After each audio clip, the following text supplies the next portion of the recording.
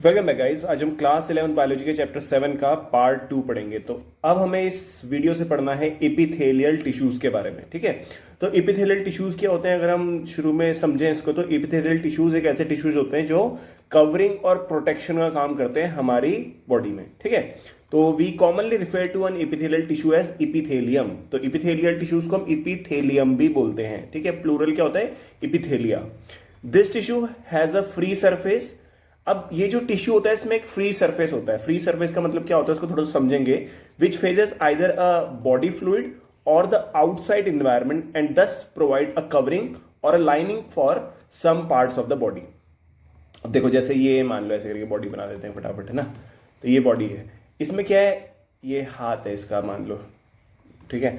और इसके हाथ के ऊपर जो कवरिंग है, मतलब जो स्किन है, वो क्या है, एक एपिथेलियम है, क्योंकि वो क्या कर रही है, कवरिंग का काम कर रही है हमारी बॉडी में ना। तो स्किन क्या है, एग्जांपल है एपिथेलियल टिश्यूज का। अभी जो स्किन है इसमें क्या होगा, एक फ्री सरफेस होगा। फ्री सरफेस मतलब ये जो ऊपर का सरफेस है ना, ये वाला, ये सरफेस क्या होगा, फ्री सरफेस होगा, जो कि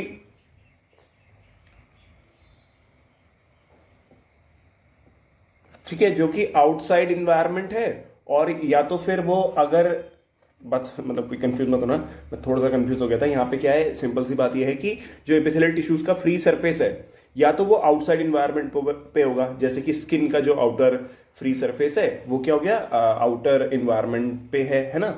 और अंदर अगर है, मान लो इसके इस तरीके से मैं एब्डोमिनल कैविटी या थोरेसिक कैविटी बनाता हूँ, ठीक है, इसके टांगे हो गई।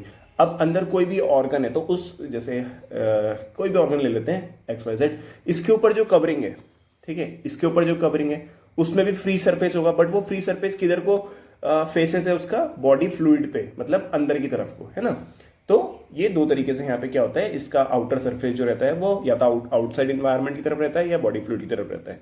The cells are compactly packed with little intercellular matrix. अब इसमें क्या होता है, जो सेल्स होते हैं बहुत ज्यादा कॉम्पैक्टली पैक्ड होते हैं, मतलब आपस में बहुत ज्यादा चिपके हुए रहते हैं, जिस वजह से इनके बीच में जो इंटरसेलुलर मैट्रिक्स होता है ना, वो क्या होता है, काफी कम होता है। इंटरसेलुलर मैट्रिक्स क्या होता है, इससे पहले वाले वीडियो में हमने देख लिया था।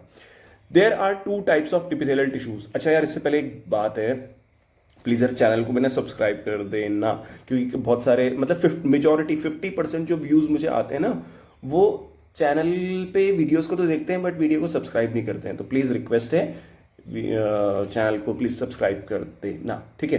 तो there are two types of epithelial tissues, namely simple epithelium and a compound epithelium. तो एपिथेलियल टिश्यूज दो टाइप के होते हैं, simple and a compound.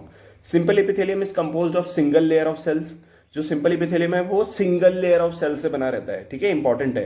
And function as lining for body cavities. तो simple epithelium single layer of cell का बना रहता है, उसका फंक्शन क्या होता है, ये बॉडी कैविटीज, जो अंदर बॉडी कैविटीज होती हैं उसमें क्या करता है, कवरिंग का काम, उसमें क्या करता है, लाइनिंग का काम करता है। डक्ट्स में लाइनिंग का काम करता है, ट्यूब्स जो होती है उनमें लाइनिंग का काम करता है। The compound epithelium consist of two और मोर सेल लेयर। तो सिंपल इपिथेलियम में सिंगल सेल की लेयर होती है, और जो कंपाउंड इपिथेलियम होते हैं उसमें दो या दो से ज्यादा सेल लेयर होती है। And has protective function as it does in our skin. और इसका काम क्या होता है, प्रोटेक्शन करना, जैसे कि स्किन। तो स्किन किसका एग्जाम्पल है, कंपाउंड इपिथेलियम का, ठीक है। On the basis of structural modification of cells. अब सेल्स का जो स्ट्रक्चरल मॉडिफिकेशन है ना, उसके बेसिस पे simple epithelium is further divided into three types. These are squamous, cuboidal and columnar। ठीक है, ये किस बेसिस पे, on the basis of structural modification, ठीक है। अगर हम यहाँ पे फिगर में देख लें, फिगर 7.1 में, तो यहाँ पे क्या है, पहला जो है वो क्या है, स्क्वामस एपिथेलियम है। तो सिंगल लेयर ऑफ सेल का ये बना हुआ है, और कैसे, काफी पतला है ये, ठीक है, फ्लैटेंड सेल्स होते हैं इसमें। क्यूबॉइडल में क्या है, क्यूब लाइक होते हैं ये सेल्स। इसके अलावा क्या हो गया, कॉलुमिनर। कॉलुमिनर में कैसे होते हैं, ऐसे कॉलम की तरह होते हैं, लंबे लंबे से, ठीक है। और ये डी क्या है, कॉलुमिनर सेल्स बियरिंग सिलिया। इनके ऊपर क्या प्रेजेंट है, सिलिया प्रेजेंट है। तो ये क्या होता है, सिलिया, हेयर लाइक स्ट्रक्चर जो रहता है, ये क्या, इसका काम क्या होता है, सिलिया का पार्टिकल्स का मूवमेंट कराना, म्यूकस का मूवमेंट कराना, वो हम अभी आगे देखेंगे, ठीक है। तो squamous epithelium is made of a single thin layer of flattened cells. Squamous epithelium में क्या होता है, single thin layer of flattened cells रहती है, विद इररेगुलर बाउंड्रीज भी होती है इसमें, इंपॉर्टेंट है, ठीक है। They are found in the wall of the blood vessels. तो स्क्वामस एपिथेलियम कहां पे मिलता है, ब्लड वेसल्स में मिलता है। एंड एयर सैक्स, जो एल्वेओलाई होता है ना लंग्स का, उसमें भी मिलता है। And are involve in functioning like forming a diffusion boundary. इसका काम क्या होता है, डिफ्यूजन बाउंड्री की तरह ये एक्ट करता है। जैसे ये अपना एयर सैक्स है, मतलब क्या है, एल्विलाई है। अब इस एल्विलाई में आपने डायग्राम देखा होगा, यहाँ पे क्या होता है, ब्लड कैपिलरीज होती है इस तरीके से, ठीक है। तो यहाँ पे एल्विलाई में क्या प्रेजेंट है, अपने स्क्वामस एपिथेलियम प्रेजेंट रहता है, बहुत ज्यादा पतला रहता है। इस वजह से यहाँ पे क्या होता है, डिफ्यूजन बाउंड्री बनती है। डिफ्यूजन बाउंड्री मतलब क्या होता है, यहां से ब्लड से CO2 इधर आ जाती है, डिफ्यूज हो जाती है, और यहां से ऑक्सीजन जो है वो कहां जाती है, ब्लड में आ जाती है। तो डिफ्यूजन हो रहा है गैसेस का। तो ये किसके थ्रू हो रहा है, इस स्क्वामस एपिथेलियम के through.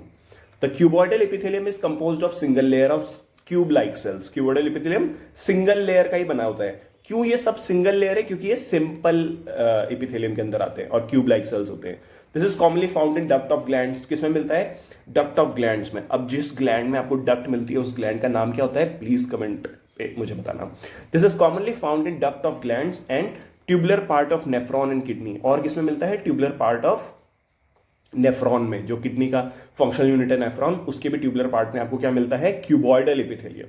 And its main function are secretion and absorption. इसका मेन फंक्शन है सिक्रीशन करना, किसी चीज को बना के छोड़ना, या किसी चीज को एब्जॉर्ब करने में हेल्प करना। The epithelium of proximal convoluted tubule, ये आपने पढ़ा होगा नेफ्रॉन में, PCT, DCT, कलेक्टिंग डक्ट है ना, ये सब आपने पढ़ा होगा। तो epithelium of proximal convoluted tubule of nephron and kidney have microvilli. काफी इंपॉर्टेंट पॉइंट है। जो एपिथेलियम होता है PCT का, उसमें क्या मिलता है आपको, माइक्रोविलाई मिलता है, ठीक है। माइक्रोविलाई क्या होते हैं, फिंगर लाइक स्ट्रक्चर होते हैं। The columnar epithelium is composed of single layer of tall and slender cells. अब जो कॉलुमनर एपिथेलियम होता है वो सिंगल लेयर ऑफ टॉल और स्लेंडर, स्लेंडर मतलब पतले पतले सेल से बने हुए होते हैं ये। Their nuclei are located at the base, और इनका जो न्यूक्लियाई होता है वो कहां पे मिलता है, बेस में, नीचे मिलता है। फ्री सरफेस में हैव माइक्रोविलाई, इनके फ्री सरफेस पे क्या मिल सकता है, माइक्रोविलाई आपको मिल सकता है, ठीक है। एक minute, okay. They are found in lining of stomach. तो ये कहां पे मिलता है कॉलुमनर एपिथेलियम आपको, lining of stomach, intestine, and help in secretion and absorption. देखो याद रखना है ये सब, आप ना एक पर्टिकुलरली एक जगह पे लिख लो कि स्क्वामस कहां मिलता है, ये कहां पे मिलता है, ये कहां पे मिलता है। इफ द कॉलुमनर और क्यूबॉइडल सेल्स बियर सिलिया, अगर कॉलुमनर और क्यूबॉइडल के ऊपर सिलिया आ जाता है on their free surface, they are called ciliated epithelium. तो सिलिएटेड एपिथेलियम के अंदर क्या आ जाते हैं, सिलिएटेड कॉलुमनर और सिलिएटेड क्यूबॉइडल एपिथेलियम, अगर उनके ऊपर सिलिया आ जाता है तो, ठीक है। Their function is to move particles और म्यूकस इन स्पेसिफिक डायरेक्शन। अब ये जो सिलिया होता है, इसका काम क्या होता है, ये क्या करता है, पार्टिकल्स की मूवमेंट कराता है स्पेसिफिक डायरेक्शन में, और म्यूकस का भी मूवमेंट कराता है, ठीक है, ओवर द एपिथेलियम। एक क्वेश्चन यहां पे मैं छोड़ देता हूं। वो क्वेश्चन ये है कि जो हमारा डाइजेस्टिव सिस्टम जब हम पढ़ते हैं तो उसमें ना कौन सा सेल है जो म्यूकस को बनाता है। If you know please comment करो आंसर को, ठीक है। तो यहां तक हमने देख लिया। तो they are mainly present in the inner surface of hollow organs. अब ये जो सिलिएटेड एपिथेलियम मिलते हैं ना, ये आपको जनरली कहां पे मिलते हैं, हॉलो ऑर्गन्स में, जैसे कि ब्रोंकियोल्स में जो कि लंग्स की तरफ है, ठीक है, एंड फेलोपियन ट्यूब्स में भी आपको ये मिलते हैं। फेलोपियन ट्यूब में क्यों रहते हैं, बिकॉज ये ओवम का जो है मूवमेंट कराने में हेल्प करते हैं, ठीक है। इसके बाद है सम ऑफ द कॉलुमनर और cuboidal cells get specialized for secretion. अब कुछ कॉलुमनर और क्यूबॉइडल सेल्स जो होते हैं ना, वो स्पेशलाइज्ड हो जाते हैं किसके लिए, सिक्रीशन के लिए, तो उनको बोलते हैं ग्लैंडुलर एपिथेलियम, ठीक है। ये है डायग्राम में दिया हुआ। They are mainly of 2 type. अब ग्लैंडुलर एपिथेलियम पे 2 टाइप के होते हैं। एक होता है unicellular, consisting of isolated glandular cells. इसमें आइसोलेटेड ग्लैंडुलर सेल्स होंगे, तो ये कौन सा हो जाएगा, ये अपना हो जाएगा यूनिसेलुलर वाला, जिसमें गॉबलेट सेल्स आते हैं एलिमेंट्री कैनाल में जो प्रेजेंट रहते हैं, ठीक है। एंड गॉबलेट सेल क्या सिक्रीट करता है, इसका आंसर आपको पता है।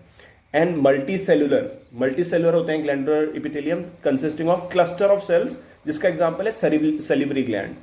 तो एग्जांपल आपको ध्यान रखना है क्योंकि नीट में से क्वेश्चन आ रखा है, ठीक है। सैलिवरी ग्लैंड किसका एग्जांपल है, मल्टीसेलुलर का एग्जांपल है। और गॉबलेट सेल किसका है, गॉबलेट सेल है यूनिसेलुलर का। On the basis of mode of pouring of their secretion, अब किस तरीके से जो ग्लैंड्स होती है वो अपने सिक्रीशन को छोड़ती है। Glands are divided into 2 categories, namely एक एक्सोक्राइन और एक एंडोक्राइन। एक्सोक्राइन ग्लैंड कौन सी होती है, जो अपना सिक्रीशन कहां पे छोड़ती है, डक्ट में छोड़ती है, मतलब ट्यूब्स में छोड़ती है। और एंडोक्राइन कौन सी ग्लैंड होती है, जो अपना सिक्रीशन डायरेक्टली एक फ्लूइड में, मतलब कि ब्लड के अंदर छोड़ती है, ठीक है। तो एक्सोक्राइन ग्लैंड क्या सीक्रेट करती है, म्यूकस, सलाइवा, ईयर वैक्स जो होता है, oil, milk, digestive enzymes and other cells products, ठीक है। These products are release through duct और ट्यूब। तो ये जो एक्सोक्राइन ग्लैंड के प्रोडक्ट हैं ये डक्ट या फिर ट्यूब में रिलीज होते हैं। In contrast endocrine glands do not have duct. Endocrine glands में कोई भी डक्ट नहीं होती है। Their product called hormones are secreted directly into the fluid bathing the gland। तो ये जो एंडोक्राइन ग्लैंड होती है इसके सिक्रीशन को क्या बोलते हैं, इसके प्रोडक्ट को क्या बोलते हैं, हार्मोन्स बोलते हैं। ठीक है, तो हार्मोन्स के मतलब एंडोक्राइन ग्लैंड्स के एग्जांपल आपको पता होंगे, जैसे थायराइड ग्लैंड हो गई, एड्रिनल ग्लैंड हो गई, है ना, और भी बहुत सारी है, पिट्यूटरी ग्लैंड हो गई। Their product are called hormone. ये सिक्रीट होते हैं directly in the fluid bathing the gland. ठीक है, उस ग्लैंड के आसपास जो फ्लूइड है वहीं पे वो छोड़ देता है अपने सिक्रीशन को, जनरली ब्लड में। ठीक है, हाँ, ये है ग्लैंडुलर एपिथेलियम, इसमें यूनिसेलर हो जाएगा और मल्टीसेलर। एग्जाम्पल इसके ध्यान रखना, ये इंपॉर्टेंट है। देन आता है compound epithelium. Simple epithelium single layer of cell से बना था। Compound epithelium is made of more than one layer, multi layered of cells and thus have a limited role in secretion. इनका mainly limited role होता है किसमें, secretion और absorption में। क्यों? क्योंकि इनकी ये मल्टी लेयर्ड है, ये सिक्रीशन और एब्जॉर्प्शन में उतना इंपॉर्टेंट रोल नहीं निभाते। ठीक है, इनका मेन काम क्या है, their main function is to provide protection, क्योंकि एक मोटी लेयर बनेगी ना इससे तो प्रोटेक्शन मिलेगी against chemical and mechanical stress. तो केमिकल और मैकेनिकल स्ट्रेस से अपने को बचाता है कौन, कंपाउंड एपिथेलियम। तो they cover the dry surface of the skin. Skin का जो ड्राई सरफेस है वो भी किसका बना है, कंपाउंड एपिथेलियम का। इसको देखो, जो अपनी स्किन होती है जनरली क्या होती है, स्क्वामस एपिथेलियम होती है, बट वो कैसी होती है, स्ट्रेटिफाइड स्क्वामस एपिथेलियम। हमारी जो स्किन होती है उसको बोलते हैं स्ट्रेटिफाइड स्क्वामस। स्क्वामस तो पतली होती है, बट लेकिन स्ट्रेटिफाइड स्क्वामस का मतलब क्या है, मल्टी लेयर्ड जब हो जाती है तो उसे स्ट्रेटिफाइड स्क्वामस बोलते हैं, और वो हमारी स्किन होती है, इसलिए वो कंपाउंड में आ जाती है। They cover the dry surface of the skin, the moist surface of buccal cavity. इसके अलावा फेरिंग्स को और क्या बोलते हैं, common passage for food and air. Inner lining of duct of salivary gland and of pancreatic duct. तो जो ये कंपाउंड एपिथेलियम होते हैं ये क्या करते हैं, सैलिवरी ग्लैंड की जो डक्ट होती है उसको कवर करते हैं। ठीक है, उसकी इनर लाइनिंग को। उसके अलावा पैनक्रियाटिक जो डक्ट होती है उसकी भी लाइन को कवर करते हैं। अच्छा, पैनक्रियास जो होती है ना वो दोनों होती है, एक्सोक्राइन भी और एंडोक्राइन भी। जो एक्सोक्राइन पार्ट है उससे तो पैनक्रियाटिक जूस निकलता है, बट जो एंडोक्राइन पार्ट है उससे क्या निकलते हैं, हार्मोन्स, जैसे इंसुलिन और ग्लूकागॉन, ठीक है, और सोमैटोस्टेटिन, ये निकलते हैं। All cells in the epithelium are held together with a little intercellular material। अब जितने भी इपिथेलियम होते हैं उनमें जो सेल्स होते हैं वो आपस में जुड़े हुए रहते हैं with little intercellular material। मतलब इनके बीच में जो मटेरियल होता है दो सेल्स के बीच में वो बहुत कम होता है। इन नियरली ऑल एनिमल टिश्यूज, ठीक है, नियरली लगभग सारे एनिमल टिश्यूज में क्या होता है, specialized junctions provide both structural and functional link between its individual cells. Important है, नियरली ऑल एनिमल टिश्यूज में क्या होते हैं, स्पेशलाइज्ड जंक्शंस रहते हैं। जंक्शन मतलब यहाँ पे जुड़ते हैं। प्रोवाइड बोथ स्ट्रक्चरल और functional link between its individual cells. तो ये सेल्स आपस में ज्वाइन होकर कुछ स्ट्रक्चरल और फंक्शनल परफॉर्म करते हैं, मतलब कुछ यूज के लिए, मतलब क्या बोल रहा हूँ मैं, कुछ किसी in nearly all animal cells specialized junction provide both structural and functional link between its individual cells. तो जो इंडिविजुअल सेल्स है वो आपस में क्या करेंगे, स्ट्रक्चरली और फंक्शनली लिंक रहेंगे। ठीक है, तो वो जुड़ के कुछ प्रॉपर काम करेंगे।